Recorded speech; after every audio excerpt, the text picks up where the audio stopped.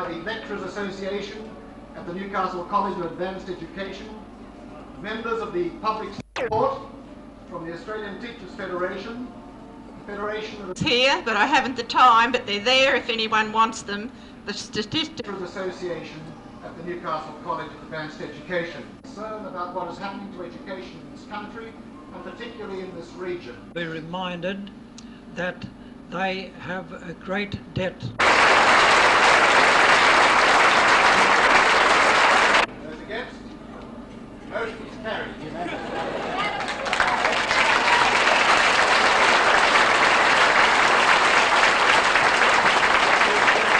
Well, I think it was a very necessary meeting, Tim. It's hard to judge how much can be achieved from such a meeting, but it's a unique occasion, and I hope the message will get through to Canberra. But will it get through, though? We'll do all we can to get it through, and as you heard, some of the speakers asked people to take individual action. I think it adds up to a very large effect if a lot of people take an action.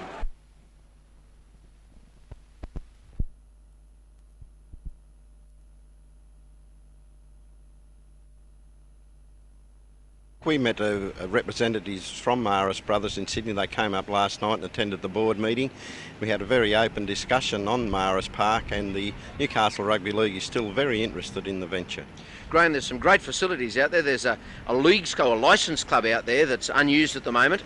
There's change facilities and booth facilities like canteen facilities, plus of course the acres of playing fields out there. It would be a real feather in league's cap if they could get hold of that area.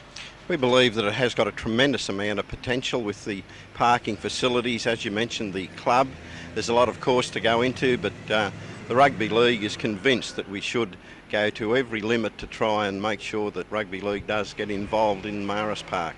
What are the odds of league eventually getting out there, would you think, at this stage? I know it's early birds. I believe the odds are very good. I believe if the Rugby League let this opportunity go, I'd say it could be the last for them to own their own ground, and this is what we're looking at mainly: a sporting complex there, a stadium that'll seat probably eventually 25 or 30,000 people to see top rugby league. Are we looking a little bit towards one day when that question of should we join Sydney Rugby League raises its head again? Well, that question has always been here for the last couple of years. It will persist, and probably one day Newcastle could be in the Sydney competition. If this happens, of course, we've got to have the facilities for the patrons to go along in large numbers, which we'd want probably 15 to 20,000 people at a game, and we believe that the Maris Park complex has all these facilities.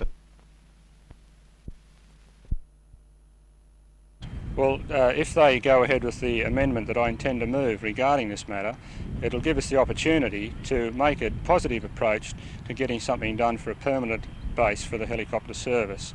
We've looked at 4 alternatives today. Why haven't these been considered before? I don't know. I think we need to adopt the attitude that we must find a base for this very important service, and to date I think people have just been playing with the problem rather than approaching it with the idea that we must find a base. There is one around this area, let's find it and get on with the job.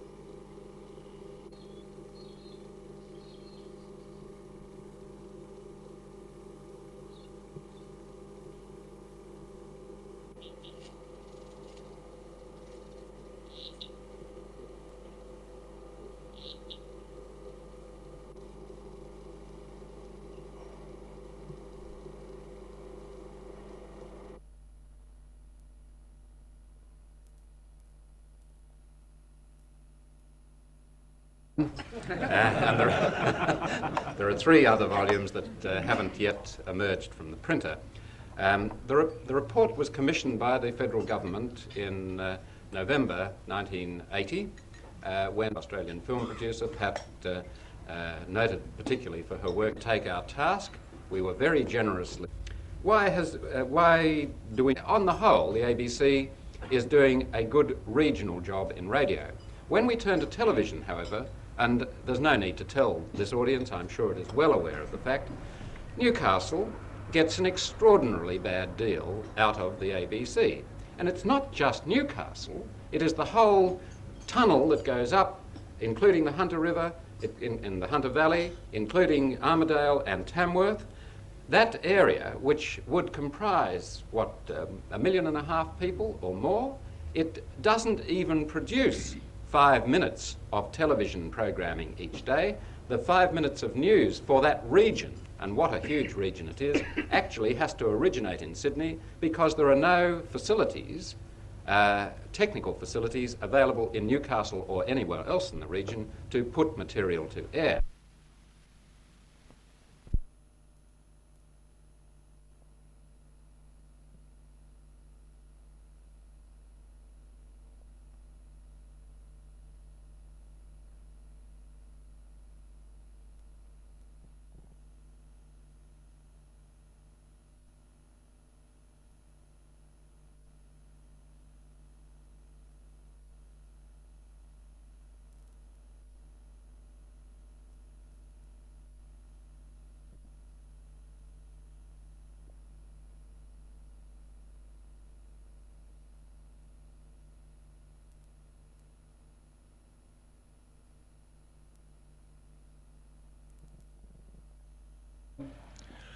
Good evening, ladies and gentlemen.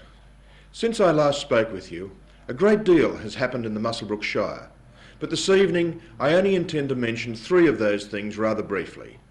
The first one, of course, the completion of our new $1 million works depot, which will greatly enhance the ability of our workforce to service the residents of the Shire. A first for the area in August should see the completion and operation of our new social plan. This plan will enable us better to fulfil the community needs in a logical and economical way that will suit our residents. The third one, of course, we're all looking forward to it, has been the appointment of project managers for our new administration centre. They're already starting on the feasibility study and looking at what we can do with our old buildings to help the community. But let's turn to a much more interesting note. What are you planning to do on the October long weekend? Have you started to make your plans so that you can really enjoy the break that's coming up? I'd suggest you think about coming to the Upper Hunter, the 9th annual wine festival. It's more than just a wine festival. I know there are 8 participating wineries. I know there's Butte wine for tasting, the jazz band, the traditional family entertainment. It's all there as it has been. The barbecues or bring your own. But this year we've got some additional things. The Denman Olympics is something quite new. The Red Devils are really going to turn it on out there. There will be an Ironman event with a $1,000 prize. There'll be a fun run with a $1,000 prize. So come along and try your hand at that. There'll be steam trains and buses to take you around. At Scone, there'll be an air pageant. And hopefully we'll see some of the best restored World War II planes available for display and viewing. Ladies and gentlemen, there's going to be a lot happening this year over the September-October long weekend. The 28th of September to the 1st of October, it's all going to be happening up here. Don't leave it till the end and be disappointed because you can't get accommodation or you can't get in. Start making your plans now for a marvellous weekend that you'll long remember here in the Upper Hunter.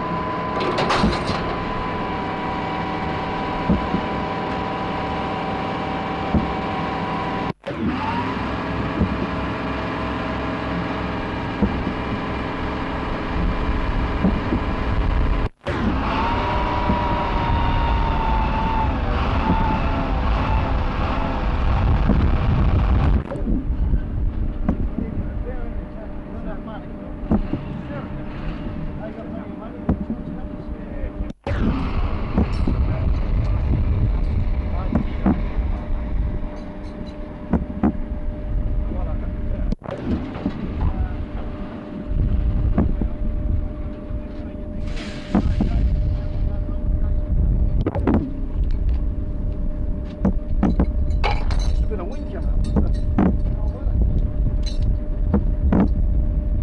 Can't go anywhere now.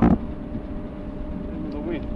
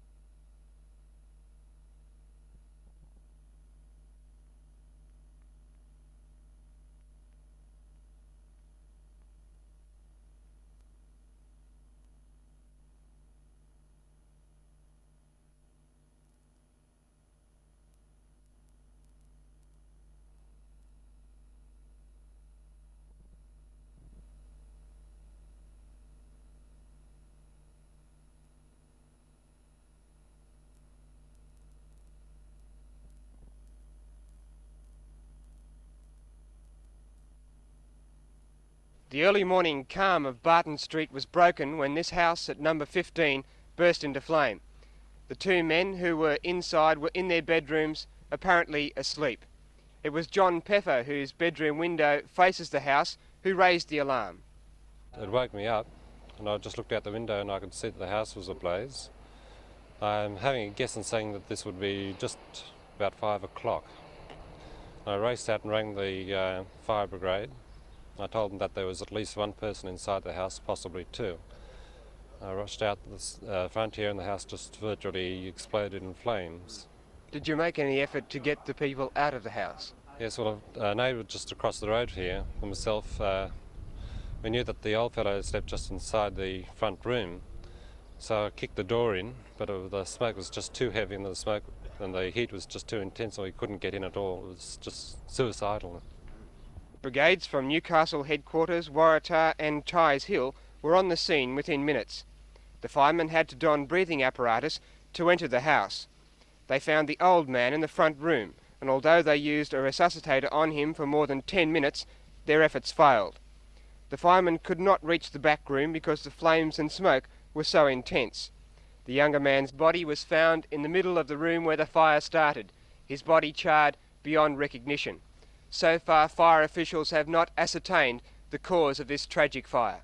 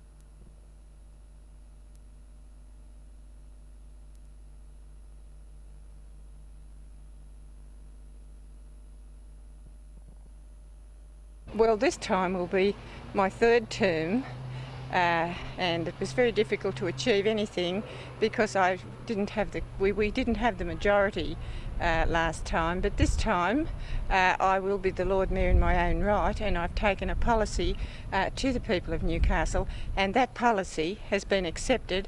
I feel that I've been given a mandate by the people for those policies, and I think they were good policies. They must have been to get such a tremendous landslide. So I don't feel that I'm vulnerable as majority or minority. I don't feel that I'm as vulnerable this time, and there'll be a no-nonsense council this time.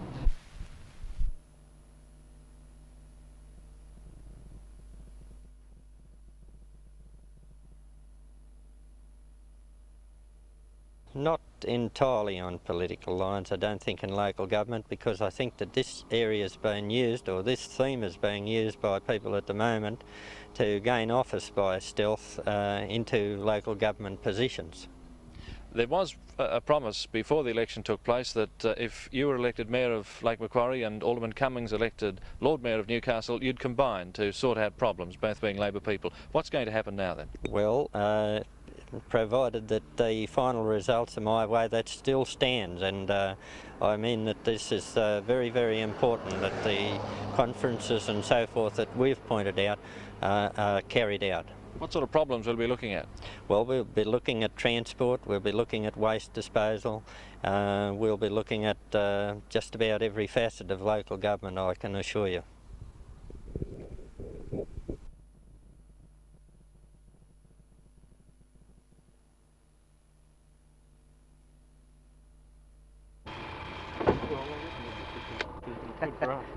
It's not coloured. PA and all that set over there, so we can go over there, and then we'll just come here and undo the mooring line.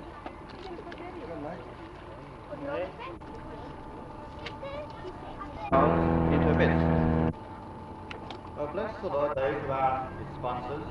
Be one way of showing compassion and help to the sick of all. Yes. President Earl and your fellow Lions, I do wish you well as you set off on this Project Sea Lion, which somebody told me perhaps may have been more apt to be named Operation Mowbray 6. All the best, fellows. Thanks very much.